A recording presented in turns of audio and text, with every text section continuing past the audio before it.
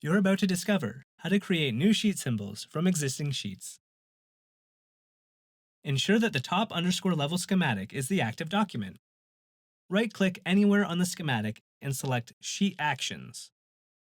Then, create sheet symbol from sheet. Select the processor underscore power schematic from the dialog and select OK. With the sheet symbol still attached to your cursor, press the Tab key to bring up its properties. Enter mid1 in the designator properties and press Enter. Place the sheet symbol left from the center of your schematic. With the sheet symbol selected, resize it from the Properties panel.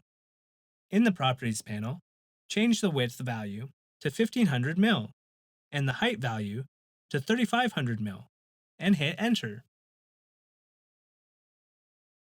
Select and reposition the sheet entries as shown.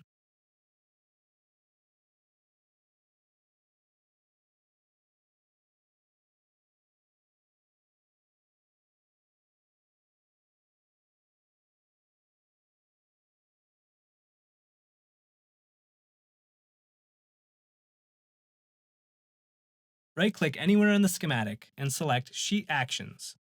Then create sheet symbol from sheet. Select the I/O logic block schematic from the dialog and select OK. With the sheet symbol still attached to your cursor, press the Tab key to bring up its properties. Enter mid2 in the designator properties and press Enter.